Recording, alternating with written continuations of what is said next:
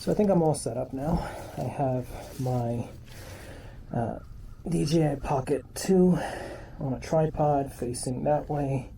I set up 4 cones spaced about 5 feet apart, give or take. It's not, you know, perfect. I didn't bring a tape measure. Just using my my actual feet. So far I haven't seen any cars except for this one that just passed, but I don't think he is coming here, so that's good. Alright, got my gloves on because it's chilly.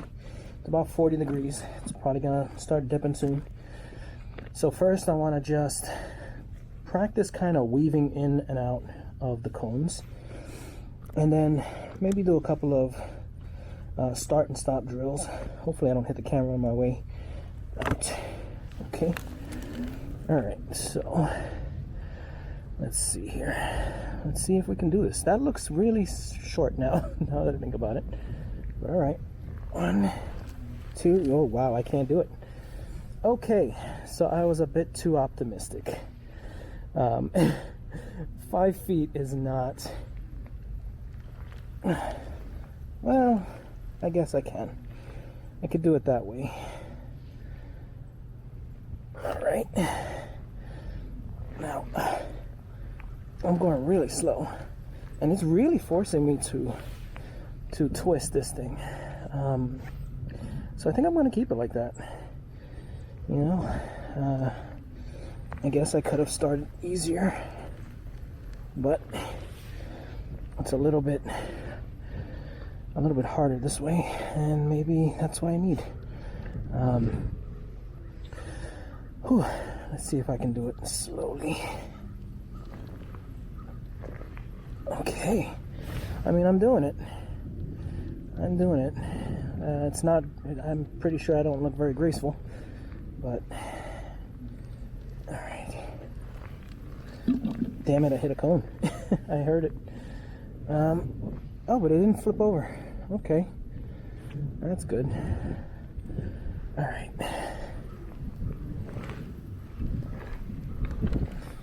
All right. A lot of hip twisting. That's what I'm doing right now.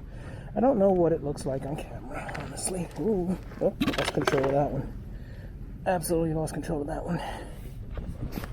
Okay. So, again, I don't know what it looks like on camera, but hopefully I could either break it down myself after watching the video, or maybe someone who is a little more knowledgeable with these things can see it. Oh yeah, you're doing this wrong, or you're doing that wrong. I'm gonna try to space this out just a little bit more, just so that I can do this a little bit better. That looks like it might work a little bit better. The last one's a little bit closer. Maybe I'll use that to be where I start from. Alright, let's try again. And while we're at it, let me record actually getting on the damn thing. Alright, so usually what I do is I bring my left leg on here, and I kind of get it almost like a 90-degree angle. My knee bent at a 90-degree angle, and I bring it forward so that the pad is almost in line with the headlight.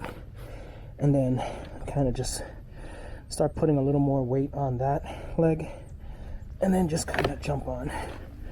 That's kind of what I've been doing for now anyway, until I get more used to it.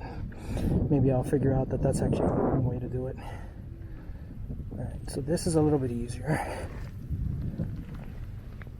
Oh, that's not good. I don't know why that happened. It's almost like the tire slipped out a little bit. I'll probably start making excuses and blame the machine. Alright. That was awful. That was absolutely awful. I tried to do a real sharp turn on this, and that did not work. So let's put this back here.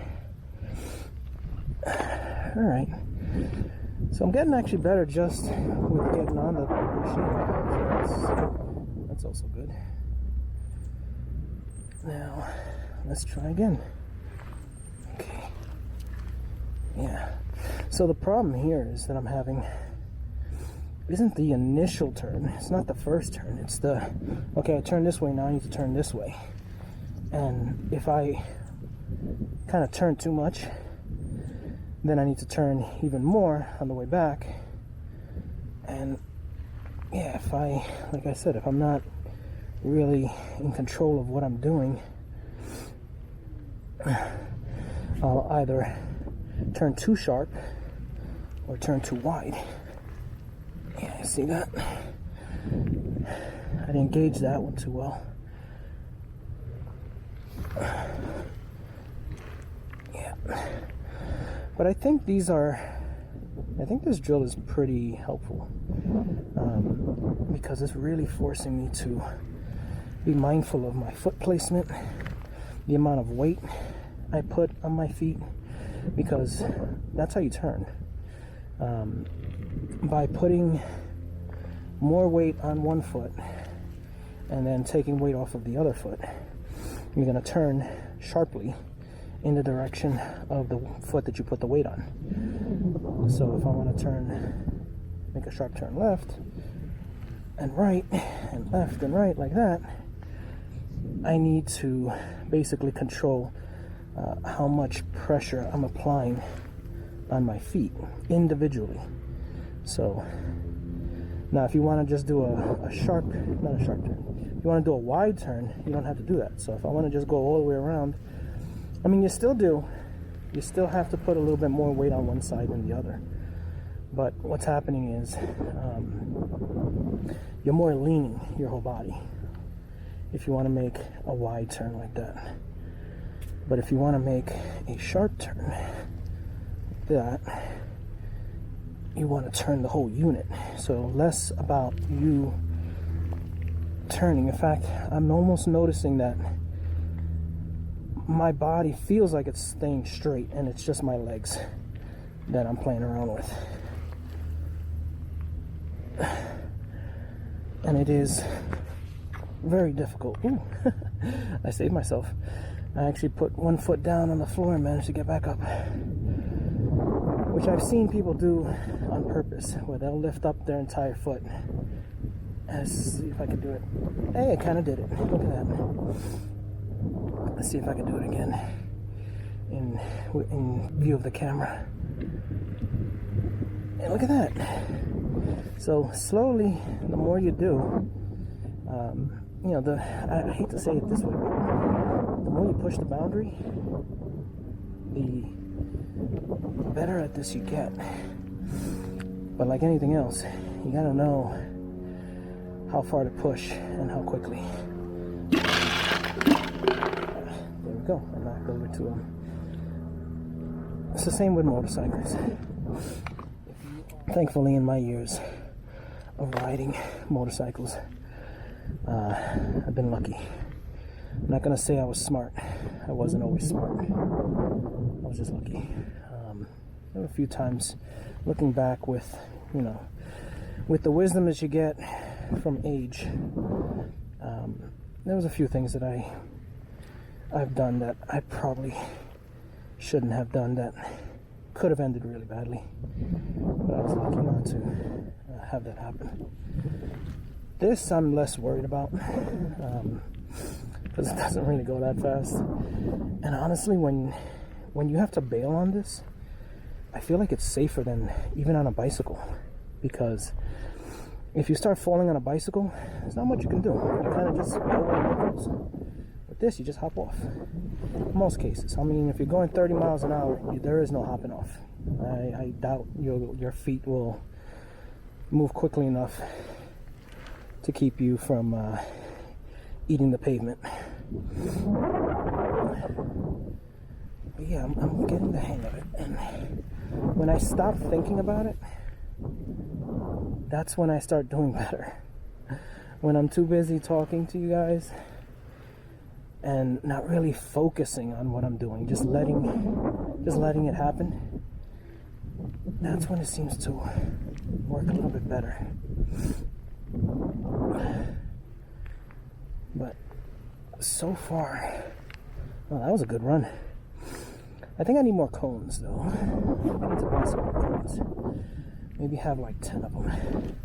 That way I could really maximize the practice in. And so far, I haven't had any cars come by through here, and even if they did, I think it's. I think there's enough space that they can go around and they won't hit the cones or me. All right, let's come back over here for a second. Yeah, see, I'm getting a little bit better. Getting a little bit better with the starts.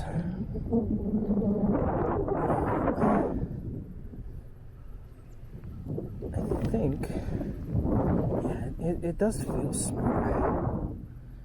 I mean, I did also move them a little bit further apart, the cones, but yeah, I'm not to the point yet that I can make a quick turn at the last cone. But that's the goal eventually, is to be able to do kind of like that. That was awful. But I'm getting there. I'm working on it. Alright.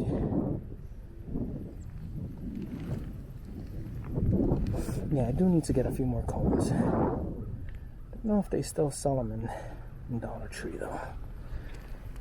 I think they sell them. I think these were like a 2-pack. So they actually sell them like that. But who knows, they may not do that anymore. I know they were selling bigger ones, but only a single pack. And I don't really need them that big. This is perfectly fine. And I know technically I could do this at night as well, because these cones, they do have reflectors, and I can come over here with headlights. And I'll probably do that actually, just when it gets a little bit warmer, because right now, even though it's 40 degrees, I think they expect it to hit 20 tonight. Yep. Okay, so alright, let's see if I can grab this cone. Ooh, that's a good little exercise there, because in the beginning I missed the cone. In the beginning, I couldn't even bend over to turn on the headlight. I grabbed one cone. Like, I would actually have to get off to turn on the headlight. But I'm a little bit more... Oh, I missed. I'm almost to a point that I'm sitting on this thing, which is something I want to do. Because I do have the seat for it. There we go. I do have the seat for it. And I want to start getting used to being able to actually ride. Damn it, I missed that one. Also, my microphone is... Alright. So I'm going to try practicing now that I thought about it. Just trying to get into a seated, can't speak today, seated position. So now yeah, that's not too bad. Let's see if I can do that again. Oh shit. Guess what, guys? I'm sitting on this fucking thing. Of course, it's not comfortable because there's no actual seat. I don't have one. I don't have it in the house. But maybe next time I'll come and bring that. Oh, shit. Yes, I know. I dropped that one. My leg decided it didn't have any more energy. Oh boy. Okay. Whew. That took a lot out of me. I'm not gonna lie about that. Oh. And as you can possibly see, This thing is pretty beat up. It's got a lot of scratches, got a lot of dirt. I've fallen in the mud a few times. Thankfully, I haven't actually fallen. Just the machine has. So don't know if you can see that on camera. But yeah, I gotta clean it up. Alright, so if you enjoyed this video, hit the like button. If you want to see more, hit subscribe. And leave a comment. And with any luck, I will see you in the next video. And until then, take care.